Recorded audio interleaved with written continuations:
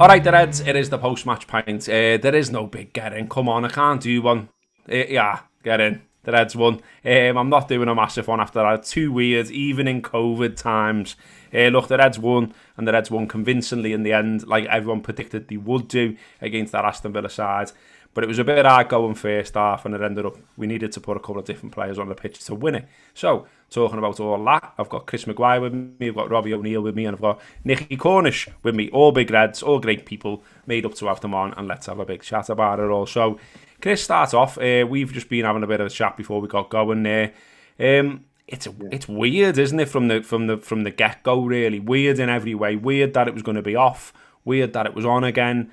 Yeah. Weird that, people are getting dropped off by the Mar to have a game of footy against the Reds. Do you know what I mean? Everything about it was mad, including, you could argue, our team in the circumstances.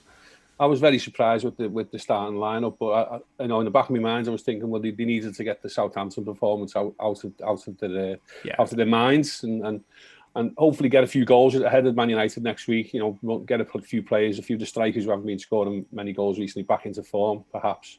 So yeah, in that respect, it was a surprising lineup. But I suppose Klopp wouldn't have been prepared for the Aston Villa under-23s team, no. Until yesterday, would he? So he's probably sent them out to train this week. Our first team with an eye on possibly going through and, like you say, running themselves into form. So yeah, it was.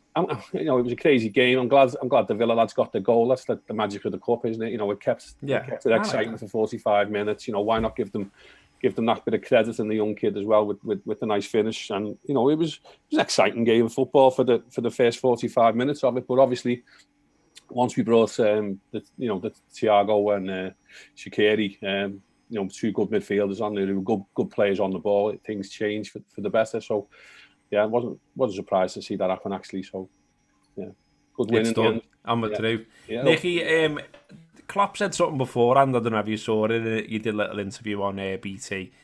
He clearly still hates that as Kelly, by the way. But anyway, and he said, if we win, it's clear everyone will say something. If we don't win, it's clear they will say something. Who cares? We want to go to the next round. And it sort of triggered something for me that it was very much no win in the circumstance, if you know what I mean. So we've won 4-1. And no one's going to bat an eyelid. Everyone's just going to go, well, of course they should win 4-1. They're playing a Villa side with an average age of 18, no first team experience, all the rest of it. But if they got beat, you would not hear the last of it. So it was one of them.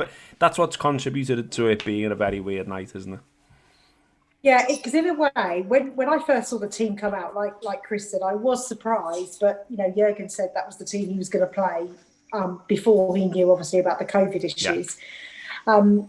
And sort of when you first saw it, I thought, that's great. And then you kind of have that slight sinking feeling, thinking, God, if we don't win this, we're just in a lose-lose situation here, aren't we? So, it was just a strange game. Like the start of the first half, you just wanted them to start quickly because that's what they haven't done the last few games. And they didn't. But then I thought maybe that's deliberate because they know these Villa boys will run out of steam. But it did really take Thiago to come on in the second half to give that real injection of quality, didn't it? So yeah. We got a goal though, didn't we? We scored after 4 minutes, but we just don't do anything really after that. Do you know what I mean? Just went really passive again, didn't we? Yeah. Yeah, I think Robbie, that's something that me and you were just talking about, wasn't it, mate? That the odd thing and then the worry thing almost about the first half was not, not even them scoring. To be honest with you, I was not overly concerned about that. The bit that sort of more worried me a little bit was I'm watching it and I'm thinking about Southampton and I'm thinking about the 2 games we drawn before that, and I'm looking at it thinking we look very predictable here. And even a gang of kids seem to have worked out how to defend against us. Do you know what I mean? We weren't really testing them. There was no final ball. There was a lot of hopeful balls. The pattern of Liverpool's play seemed very predictable, didn't it? It did. There was a moment just after we scored. It comes into Wijnaldum and he missed it.